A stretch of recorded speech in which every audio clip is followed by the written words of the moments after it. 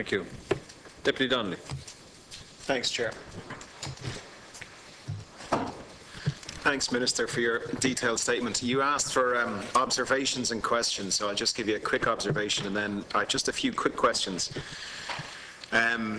Two observations. One, I certainly strongly support your position on the primacy of deposits. It seemed like an odd thing. It doesn't pass any common sense test that people who put their few quid in a bank would be on the same par as professional investors. So I certainly fully support anything you're doing there, and it'd be great to see some detail on how that algorithm might work. So the shareholders go first, and then what? 50% of junior creditors, 20% haircut to senior creditors, 5%. It'd be very interesting to know, is the plan, for example, that senior bondholders, for example, would take a full hit, and only when they are exhausted would you move on to depositors, or will it be some sort of sharing, but less of a haircut for depositors because of their primacy? So anyway, I'd just like to say I think I fully support what you're doing there. I have a quick observation. We were at the conference in Brussels yesterday on the blueprint for the EMU, and it was very interesting. One of the things that struck me was there were people from the Commission, people from the Parliament, people from the ECB, and there was great confidence in the new tools. And there's lots of new tools: the 6-pack, the 2-pack, the competitiveness instrument, loads and loads of new tools. And it struck me that actually there was a bit of groupthink going on. There was almost an over-exuberance and confidence in these tools. And I was struck by one of my macro professors, is a guy called Jeff Frankel. And he said to us on the last day on our last lecture, "Everything I'm teaching you is wrong." And this guy used to advise Clinton. He was on the Economic Management Council. He's a smart cookie. But his point was very, very important, which was macroeconomics in its infancy. And the point he said is, he said, look, 5 years ago, the stuff I was teaching to those students was different to what I'm teaching you now. And in 5 years' time, it'll be different to what I'm teaching you folks. So if you want to stay on top of macroeconomics, you gotta keep upgrading your knowledge and changing your modeling and so forth. And it's just an observation that with so much detail and scorecards and all of these things, the way Europe seems to work is once you get these things agreed, it's very difficult to get change because you've got 17 or 27 members. So it's an observation for you to bring into Ecofin, to consider for Ecofin, is to emphasize that these things need to be flexible, because the banks will always find ways of getting around the metrics. And whilst I broadly support some of them, I think there's some good ideas in there. One thing I'm not seeing is provisions for flexibility, annual reviews or reviews every 2 or 3 years to say, are the banks managing to circumvent what we're trying to measure them on? Because they will be putting an awful lot of resources into doing exactly that. So it's just an observation for you. I think some flexibility in how this is supervised over the next number of years would be very useful. Just a few quick questions then. One is, Minister, there's an issue of pensioners being wiped out in IBRC. Now that is a conversation for a separate day. I know it's nothing to do with Ecofin, but there's a part of it which is the decision has been taken, I believe, by the liquidator that the pension funds, and these were deposits in a, say, six-year deposit account, that the pension funds are not covered by the deposit guarantee schemes. And that's certainly something to bear in mind. Can I ask, do you agree with that position? Or would you be representing at Ecofin that pension funds, even if they're not strictly deposits, should be covered by the European Deposit Guarantee Scheme? Yeah, first of all, your observations. Well, thank you very much for your comments in support of the change which the Irish Presidency is advocating on where in the hierarchy deposits over 100,000 would fall. I think that's very important. The second observation about the Economic and Monetary Union and how it's developing, and the kind of over-enthusiastic confidence of some of its supporters.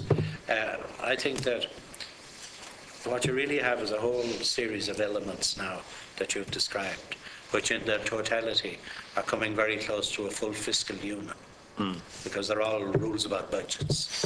So rather than looking at the parts, if you look at them together, that's fiscal union.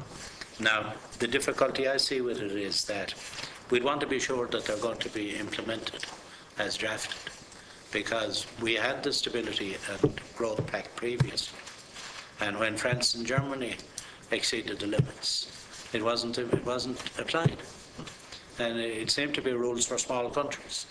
And that's where, if you go back to the start of the problems in Europe, you can base them on the non-implementation of the Stability and Growth Pact. Back, what, 2002, was it 2003? Around that time, I think it was. Back early anyway. Now, this is one of the reasons why people like Wolfgang Schäuble is so set on having things done by treaty. Because, you know, he wants to be able to have these matters enforceable in the European courts.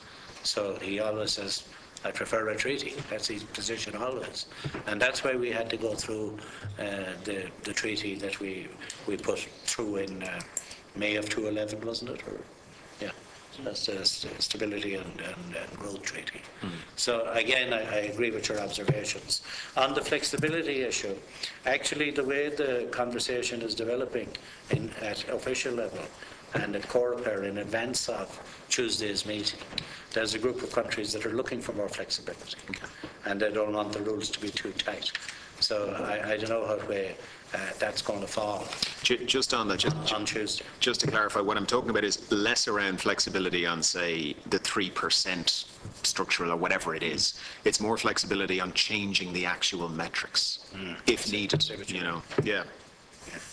There's certainly a discussion now anyway, strictly on the BRR, that there'd be flexibility and national discretion, and that, you know, the sovereigns wouldn't be tied into every detail of the wider European policy, and they would have some local discretion as well. Anders Borg, the Swedish minister, rang me yesterday, and they had a banking crisis in the early 90s, and they found that the most effective thing they did was to take banks temporarily into state ownership, and they were able to work it through and sell them profitably subsequently. So he was saying to me, you know, will you give me time on Tuesday to make this point, and could you see if we can give a national discretion for people to take banks into state ownership on a temporary basis as a method of resolution, as well as what's on the sheet, you know. Okay. So that the debate. I recommended that, Minister, in 2008, formally to the previous minister. The debate is still going on these things. So what I'm saying is that, you know, if the kind of concept of flexibility is built in, it's possible to have supplementary national measures which will add to the toolbox available to all Euro member states or European Union member states. On the pensions thing, I replied, I think, to a written question about a particular constituent of yours, and obviously I'm relying on the liquidator's view of the law and his obligations in the way he treats various customers or former customers of IBRC. His definition, with the help of the central bank, of what a deposit is and what isn't a deposit is the key issue.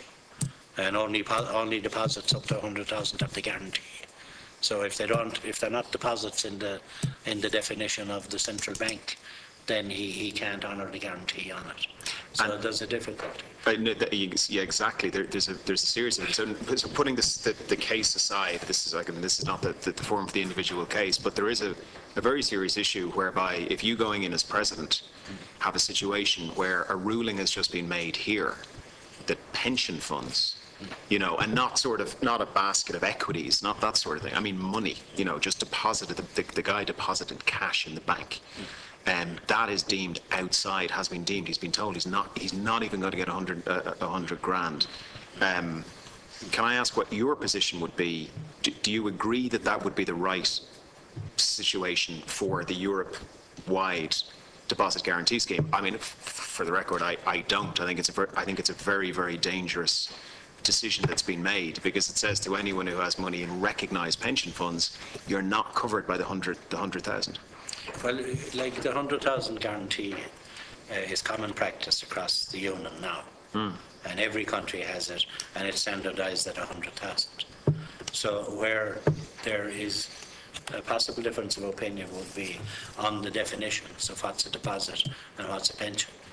So it's in that area, and I don't want to give you, an across-the-room answer. Okay. Without getting advice and checking it out, particularly with the central bank. That's fair enough. I can get back to you. Well, yeah, and that's fair enough if you can't do it right now. For what it's worth, notwithstanding the individual and very strong feelings on that, but on the economics, if that decision is allowed stand, it's very serious, because this was a guy who put in €450,000. It was a six-year savings account essentially. He was able to get out his 25%. It was taxed as the pension funds were taxed at the 0.6% a year. So it's recognised, it's cash recognised as a pension. So I'd ask you to take a very close look at that decision, because I think it sends out a very chilling message to anyone who's got pension cash in their banks. Have I one more? No, I'm gone. No, I'm gone. Okay, thanks, Minister. I'll go back on it again, and I'll see. Thank you. If I can throw more light on it for you. Thank you. Deputy